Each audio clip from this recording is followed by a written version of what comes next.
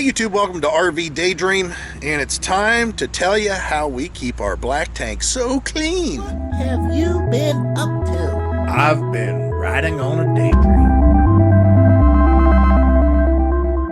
Alright, so who knows how clean it really is in there. I could probably put a USB camera in there that runs off my phone and see exactly what it looks like in there, but I think that's a little bit disgusting. So a lot of people have talked about this in the past on their channels, you know, other YouTube channels, and I just wanted to tell you how we've done it, because we don't do anything really special and really anything that's expensive. With this new RV, it's a little bit easier, but the way that we did it has always worked in the past, and that's flushing the black tank. So the very first thing that you need to know is that whenever you are operating your commode, of course, that is what is contributing to the black tank. Nothing else contributes to the black tank. Not the shower, not the sink, nothing else but the commode.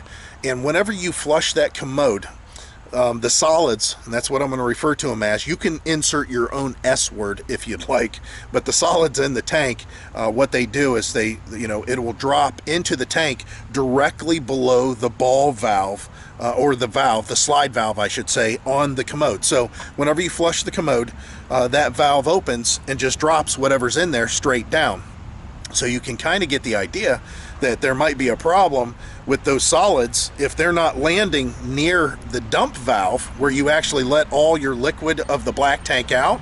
The liquid might be the only thing coming out and the solids stay in, and that's really what happens. So basically what you're going to find here whenever I talk about this is I'm going to talk about volume of liquid more than anything else compared to solids. Whenever you get on your RV, even though it's got some stuff here saying what's what, and there's low point drain, the biggest valve, whenever you're looking underneath here, this is a drain valve. That smaller one, that's a gray tank. Biggest valve for drain, always the black, because the solids need to have the biggest path to travel through, because again, the solids don't break down fast enough in the tank necessarily to come out in a good small form. Whenever we are camping, the toilet paper that we use is not RV camping toilet paper. There's plenty of videos online to show you why that is. Not a big deal. You just need to get a very thin toilet paper, and what we found is Walmart Great Value or Scott's 2000. Those are thin enough. Those are, I think they're a 2-ply. They might be 1-ply, but I'm pretty sure they're 2-ply, but they're really thin and they do a good job breaking it up. Again, check out other videos online. You see people that the test is basically taking a small piece of toilet paper, putting it in a baby food jar of water, and basically agitating it and seeing how it breaks apart.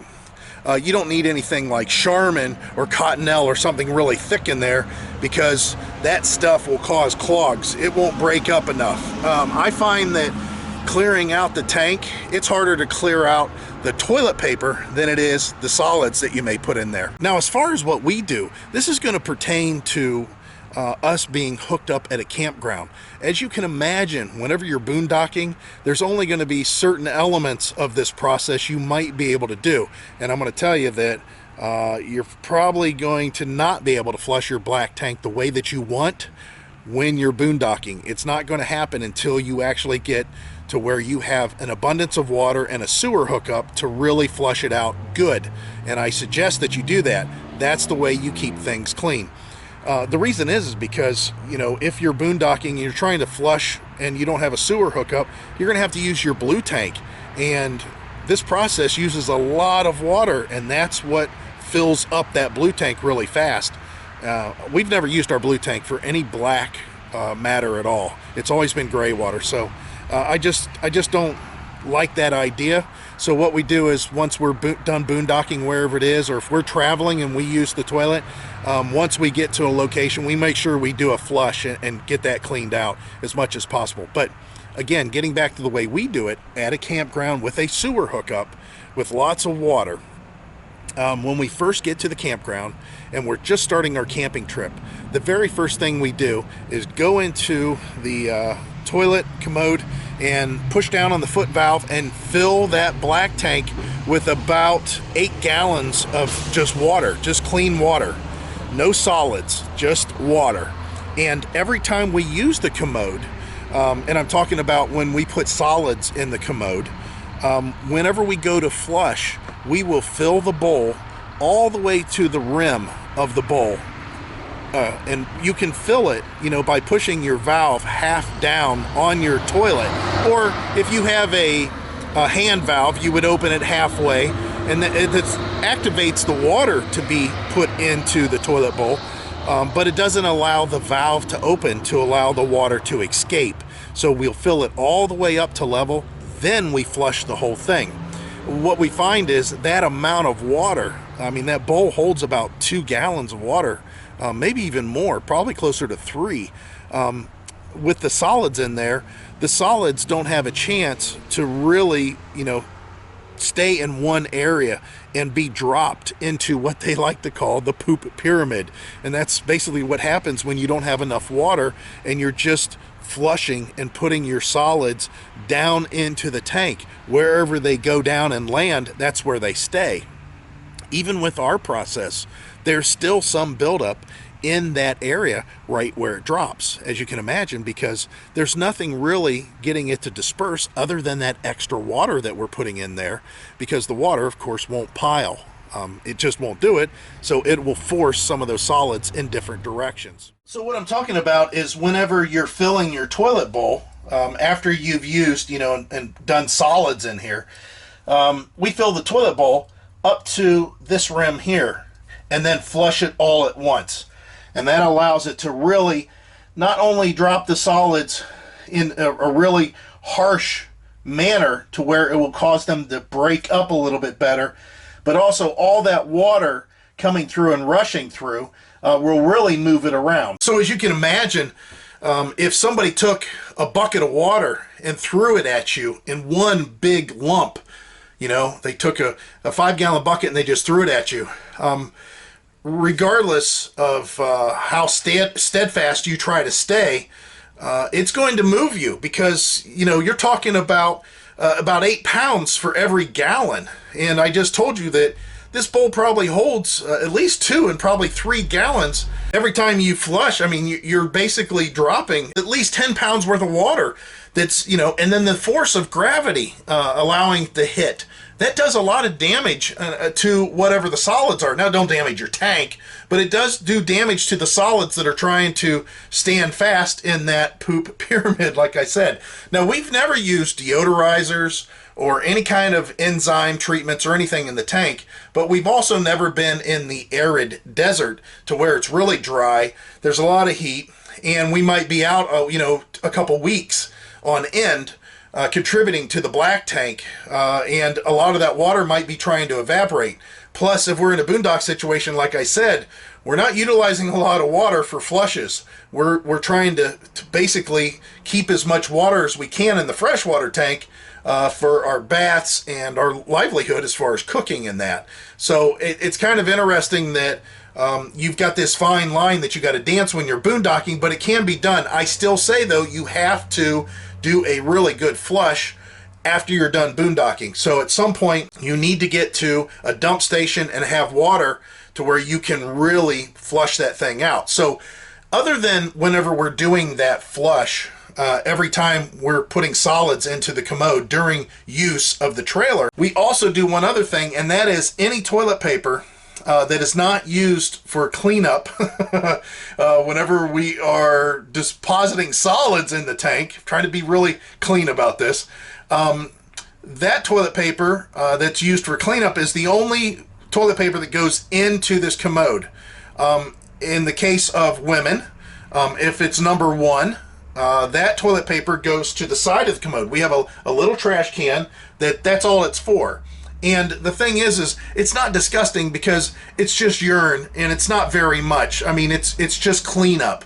So you're talking about just a few drops. They can use and put that toilet paper off to the side, so that's not contributing to all those solids down there. Like I said, that's a big deal. So whenever we decide we're going to empty our tank at the campground, maybe we've used it for 4 or 5 days, we'll just hold down the valve and we'll fill the black tank with everything it can hold. At that point, I go outside, Heidi stays inside, and we do one more thing as far as tag team getting this tank flushed, and let me show you one of the things that we use. This fitting here, now I have a couple of them, but this is my favorite. Valterra makes this one. I'll try to put the link down below for this and anything else I talk about.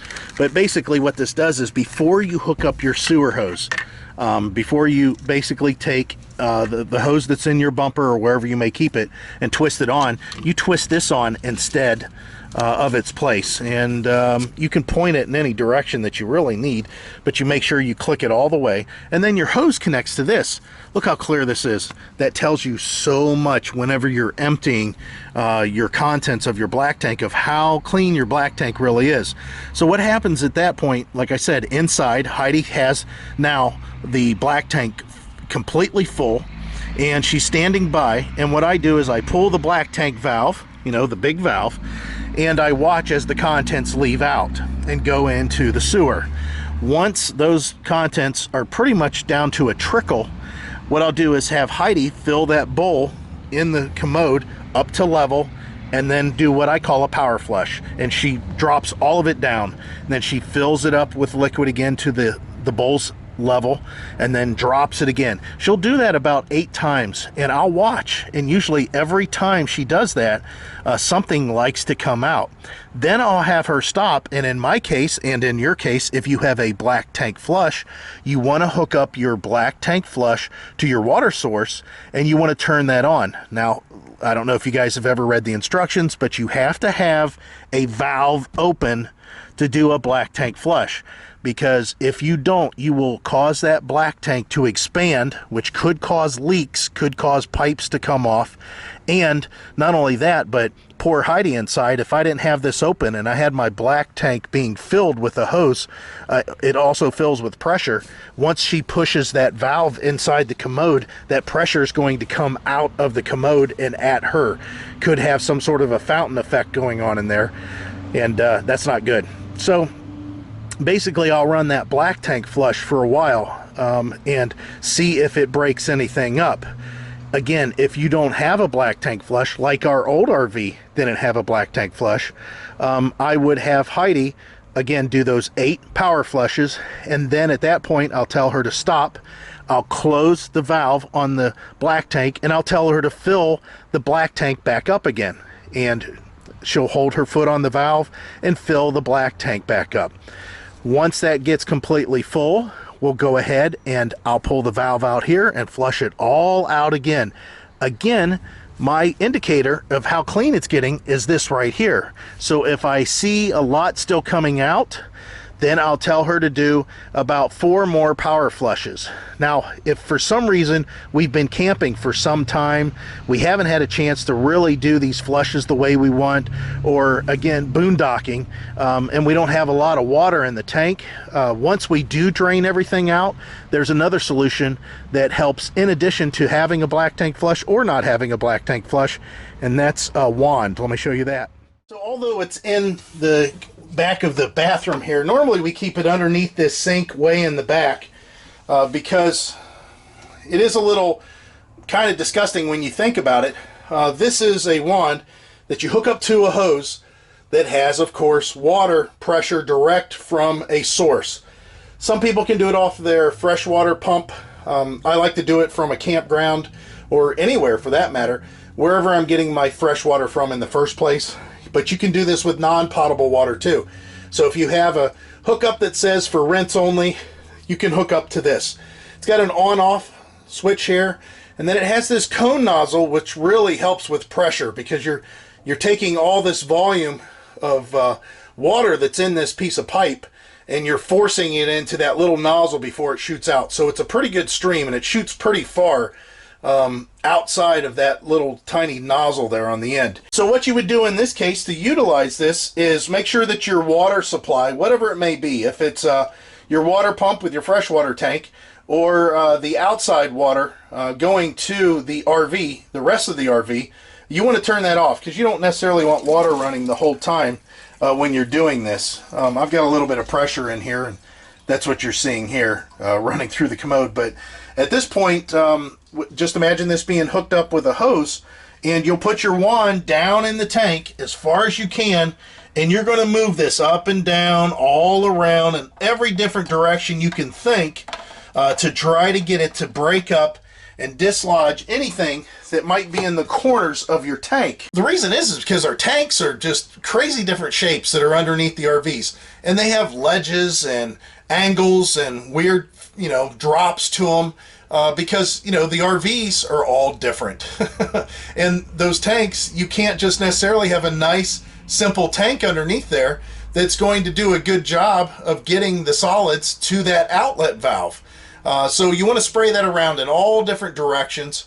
Try to get everything to free up. And remember that just because your commode might be centrally located what looks like into the tank, it's still usually off to one side. Unless you have a tank that's dead in the middle of your RV and the commode is dead in the middle of the RV, which is very rare. If I don't imagine it happening, it's not going to put it in the middle of the tank. It's going to put your solids somewhere close to a corner, and just through natural flow, that water is going to find its way to a corner, especially if you get your RV maybe tilted away from your dump valve. That's the other thing we try to do, is we try to keep the dump valve, if our RV's got to tilt one way or the other, I don't mind it tilting towards this direction for a couple of reasons.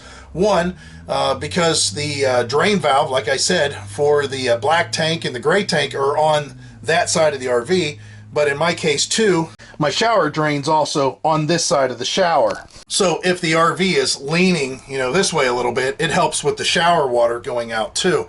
But talking about the commode only, you definitely want to utilize water to do all these flushes. Again, when we're using that wand, and I'm spraying in all different directions, Heidi's outside looking to make sure that most of the stuff that's coming out is pretty clear.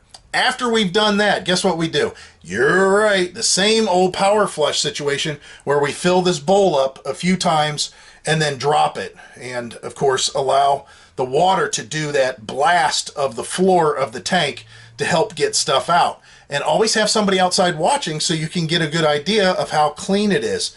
And then we might do one more half full tank and then flush all that out. Now, you're going to be talking about gray tank, and we're going to get to that in a second. But I want to talk about one more thing inside the commode. I've done this tip in the past. There's two things I want to talk about as far as the seal and keeping the toilet clean in the commode. One of them is, if you're going to be doing number 2 in your commode, take a small piece of toilet paper, just a square, fold up a small square, and you can make it just, a couple of layers, maybe 2 layers thick of toilet paper, and place it on the valve. Just place it over this valve, the square. That way, whenever the solids are being inserted into the toilet, it's not going directly on the seal or that slide valve. Because a lot of times people are wasting water at that point trying to clean off that seal or that slide valve because there is stuff on it, there's debris on it. Well, if you've got that toilet paper on there, whatever's deposited in the commode is going to land on that toilet paper and go down with that toilet paper. It helps also to have a wand, which we have a wand that we spray. I mean, that's one of the reasons we got this porcelain commode, because of the sprayer. But you can have a plastic commode with a sprayer too, or you can add a sprayer onto your current commode. That helps a lot. But again, you're utilizing a lot of water.